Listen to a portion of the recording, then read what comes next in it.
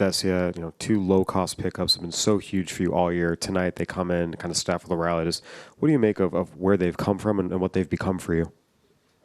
They've become huge, very impactful players for our ball club, for our bullpen. It's just a credit to the organization, finding these guys. I think Evan from Tampa and Alex from Miami, and they've just come in and continue to grow, get better. And I wish I could say I would have seen the leverage that they'd be pitching in a couple years removed. But a lot of people get a lot of credit, but those two guys most importantly. And tonight, Alex doing an up-down, Evan, finding a way to navigate that inning. And Evan's been huge for us all year. So very dependable guys. Go to Jorge on the right. Dave, what did you think of Julio tonight? Julio was good. I thought he was good. That fifth inning, I just think that, Myers hit a good breaking ball down below, put a really good swing on it. Then they just did a nice job building an inning right there. I thought during that inning, I don't recall how many pitches he threw. I just thought that the breaking ball just started not to be as sharp. The life to the fastball, even the profar, the last ball that he flew out, just didn't have the life to it. So I felt that, he did his job for the night. But, to give us 5 innings, 3 runs, got the win, really nice job. I know we talked about, how you guys are going to piece together, the late innings without a standard closer, I guess. Just tonight, how did that come together, going with Phillips and Vesia and, down the line? It just, just looking at the lineup and knowing who we have available, just kind of trying to piece together lanes for our guys. And, right there with, I could have sent Julio back out there to take down Soto, but I just felt that with Soto, the handedness doesn't matter as much. And he squared the ball up the at-bat prior, so I wanted to give Evan a clean inning, and I liked that run right there. And I like the run for Alex and for Phillips, and then also Gratterall coming in there just to get the out. I just felt that was good against Machado, and Martin did a really nice job right there. Go to the back left. Yeah, Dave, I think it's something that Max said that some of the teams around the league have sort of that had layoffs, that had slow starts to some of these DSs. How important was it for you guys to sort of have that first inning like you did against Clevenger? Really good. I thought our plan against Clevenger was really good. Hunting balls in the strike zone. I thought Trey did a fantastic job tonight of not chasing and getting him in the strike zone. And, when he got him in the strike zone, he put some really good swings together. I thought Will Smith did a really nice job tonight.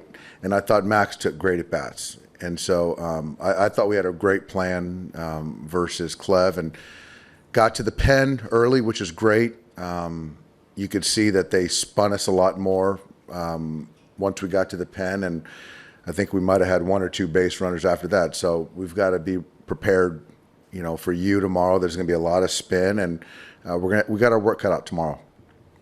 Stay on the left side in the back row here.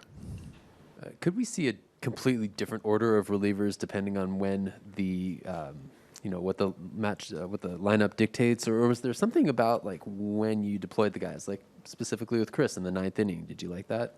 I loved it, but we certainly could see something completely different tomorrow.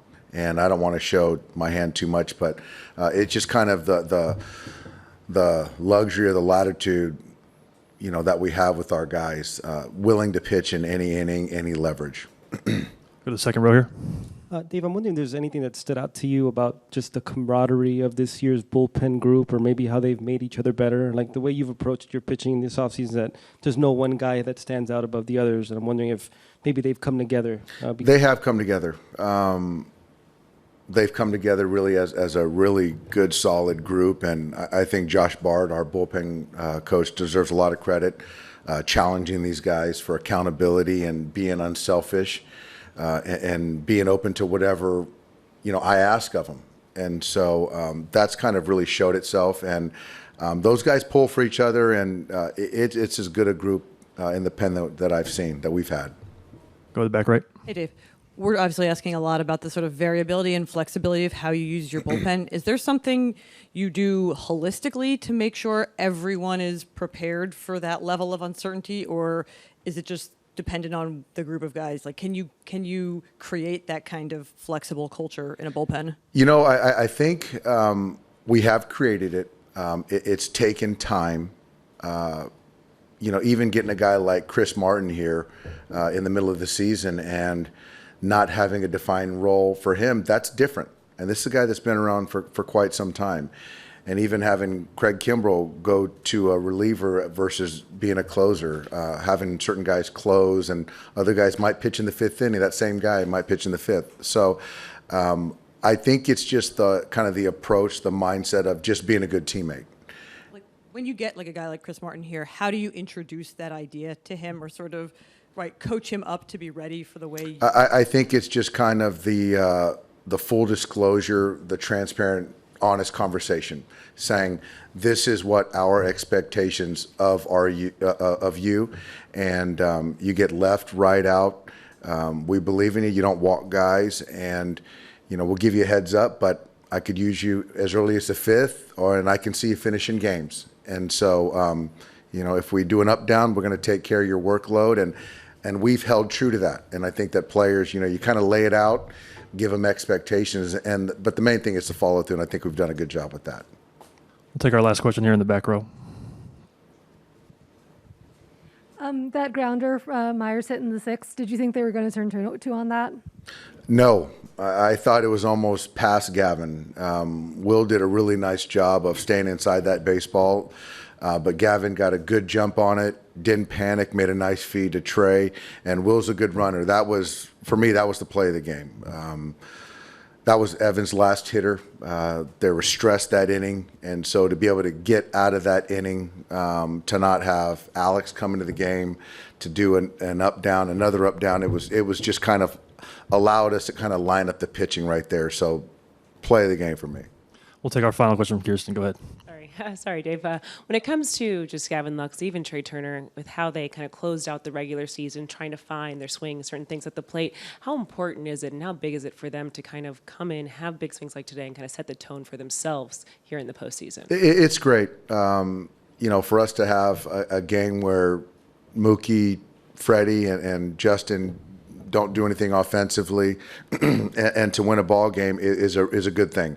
And now it speaks to Trey having just really good at bats tonight, and he's been searching. He's been searching the last few weeks, and that last day of the season I thought was a really good day for him. But to kind of fine tune some things, certainly results matter, and so to kind of hit some barrels, swing at strikes, take balls. Certainly it's going to carry over. Our expectation is it will. And Gavin, I trust him.